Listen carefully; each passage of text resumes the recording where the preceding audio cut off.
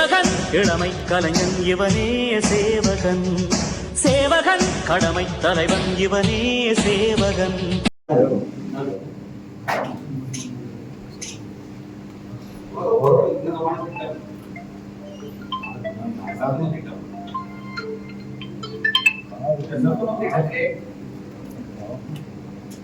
பணியாற்றக்கூடிய சத்துவ பணியாளர்கள், அங்கன்வாடி பணியாளர்களுடைய நியாயமான கோரிக்கைகளை, சட்டமன்ற தேர்தல் வாக்குறுதிகளை நிறைவேற்ற கோரி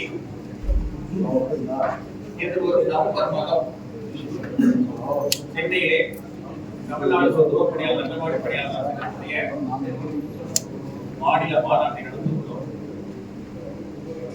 இன்றைய தினம் ஆளுகின்ற திராவிட மாடல் ஆட்சி சொன்னதை செய்வோம், செய்வதை சொல்வோம் என்ற தாரகை மந்திரத்தை படைத்தவர்கள். சொன்னதை செய்வோம், செய்வதை சொல்வது மட்டுமல்ல, சொல்லாததையும் செய்வோம் என்று வாசிப்பார்கள். அந்த அடிப்படையிலே முன்னாள் முதல்வர் முத்தமிழறிஞர் டாக்டர் கலைஞர் அவர்கள் மாற்றான் தோட்டத்து மல்லிகைக்கு மனம் உண்டு என்ற அடிப்படையிலே இந்த திட்டத்தினை புரட்சித் தலைவர் எம்ஜிஆர் அவர்கள் துவங்கினாலும் திராவிட முன்னேற்ற கழகத்திலே முன்னாள் முதல்வர் முத்தமிழறிஞர் கலைஞர் அவர்கள் எம்ஜிஆர் அவர்கள் இந்த திட்டத்தை துவங்கினார் என்று பார்க்கவில்லை. ஆனால் அந்த திட்டத்தை மெருகூட்டும் வகையிலே சத்துணவு திட்டத்திற்கு மேலும் 3 முட்டைகளை வழங்கி அதை ஒரு சத்தான உணவாக கொண்டு வர ஒரு வழிவகை செய்தார். சத்தான உணவாக மட்டுமல்ல, அந்த சத்துணவு திட்டத்தில் பணியாற்றக்கூடிய சத்துணவு பணியாளர்கள், அங்கன்வாடி பணியாளர்கள் இந்த திட்டத்தினுடைய பேக் போன், இந்த ஸ்கீமோட பேக் போன் என்றதை உணர்ந்து முன்னாள் முதல்வர் முத்தமிழறிஞர் கலைஞர் அவர்கள் நாள் ஒன்றுக்கு 1 ரூபாய் சம்பளம், நாள் ஒன்றுக்கு 2 ரூபாய் சம்பளம், நாள் ஒன்றுக்கு 5 ரூபாய் சம்பளத்தில் இருந்த நிலைமையை மாற்றி இந்த வாழ்வாதார ஓய்வூதியம் என்பதனை சுதந்திர தினத்திலே கோட்டையிலே கொத்தளத்திலே குடியேற்றி இன்றைய மாண்புமிகு தமிழக முதல்வரின் தகப்பனார் முத்தமிழறிஞர் கலைஞர் அவர்கள் நிறைவேற்றி தந்திருக்கிறார்கள் என்பதனை இந்த நேரத்திலே நாம் நினைவூட்ட கடமைப்பட்டிருக்கிறோம். சட்டமன்ற தேர்தல் வாக்குறுதியிலேயே திராவிட முன்னேற்ற கழகம் நாங்கள் ஆட்சிக்கு வந்தால் சத்துணவு பணியாளர்களுக்கு இந்த சலுகைகள் எல்லாம் நாங்கள் வழங்குவோம் என்று முன்னாள் முதலமைச்சர் கலைஞர் அவர்கள் உத்தரவாதமே வழங்கவில்லை.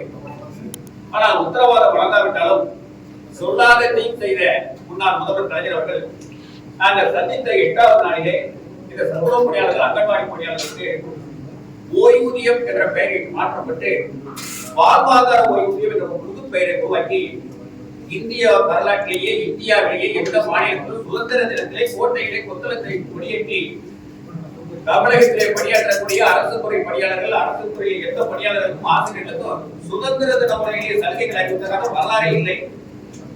ஆனால் சத்துணவு திட்டத்திலே பணியாற்றக்கூடிய பணியாளர்களுக்கு மட்டும் கோட்டை கொத்தளத்திலே சுதந்திர தின முறையிலே முன்னாள் முதல்வர் டாக்டர் கலைஞர் அவர்கள் அறிவித்திருக்கிறார்கள் என்பதை இந்த பத்திரிகையாளர் கூட்டம் மூலமாக இன்றைய மாண்புமிகு தமிழக முதல்வர் அவர்களுக்கு நினைவூட்ட கடமைப்பட்டிருக்கிறோம்.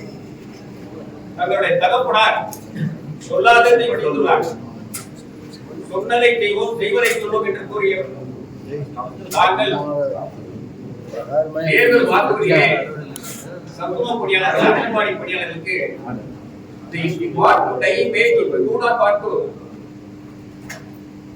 if you want to live in wage, if you do not want to die in wage, வாழ்வதற்கு தேவையான சம்பளத்தை கொடுங்க, சாவதற்கு தேவையான சம்பளத்தை கொடுத்தாங்க என்ற நிலையை பார்ப்போம் சொல்லி சட்டமன்ற தேர்தல் வாக்குறுதியிலே இன்றைய முதல்வர் தேர்தல் வாக்குறுதி அளித்திருக்கிறார்கள். வாழ்வாதார ஓய்வூதியத்தை மாற்றித் தருவோம் என்று வாக்குறுதி அளித்திருக்கிறார்கள். ஆனால் இன்றைய தினம் இந்த பென்ஷன் கமிட்டி அவர்களை சந்தித்திருக்கிறோம். இந்த சத்துணவு பணியாளர்கள், அங்கன்வாடி பிரச்சனைகளை வாழ்வாதார ஓய்வூதியம் தொடர்பாக நாங்கள் விளக்கி கூறியுள்ளோம். எதை குறிப்பிட்டாலும் சத்துணவு திட்டத்திலே பணியாற்றக்கூடிய பணியாளர்களுக்கு இன்றைய தினம் பாதி கிணறை கூட தாண்ட முடியாது, பாலைவனத்தை பரிதவித்து மாண்டலாய் சிக்கி வைக்கிறார்கள்.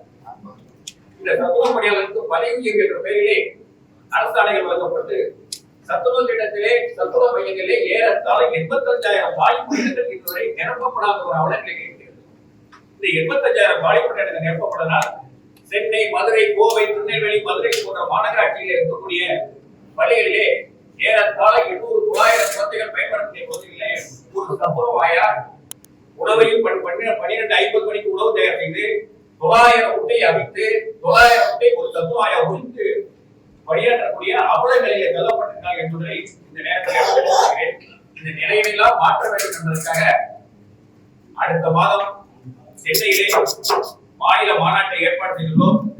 மாண்புமிகு தமிழக முதல்வர் அவர்களை இந்த மாநாட்டிலே பங்கேற்க அழைப்பு கொடுத்துள்ளோம். மாண்புமிகு தமிழக முதல்வர் மட்டுமல்ல, இந்த கேப்பாக்கம் தொகுதியுடைய சட்டமன்ற உறுப்பினரும் இன்றைய மாண்புமிகு தமிழக முதல்வர் துணை முதல்வர் மரியாதைக்குரிய உதயநிதி ஸ்டாலின் அவர்களை அழைத்திருக்கிறோம். மரியாதைக்குரிய முதல்வர் அவர்களுடைய மனைவி திருமதி துர்கா ஸ்டாலின் அவர்களை கண்காட்சியை போக்குவதற்காக அழைப்பு கொடுத்துள்ளோம். கண்காட்சி என்றால் ஏறத்தாழ 18 சலுகைகளுக்கு மாமனார் அவர்கள் இந்த சத்துவ பணியாளர்களுக்கு கடந்த காலங்களில் அறிவித்து வழங்கியிருக்கிறார்கள் என்பதை கலைவாணர்களே கண்காட்சியாக வைத்து அதை குற்றுதலை கேட்ட நீங்களே வாருங்கள் என்று அழைப்பு கொடுக்கிறோம். இந்த செய்தி, இந்த தருண மாநாடு ஒரு வெற்றிகரமான மாநாடாக அமையும் என்ற நம்பிக்கையில இருக்கிறோம். அதனால்தான் இந்த 10 லட்சம் வாக்குகள் யாருக்கு என்ற தலைப்பிலே இன்றைய தினம் பத்திரிகையாளர்கள்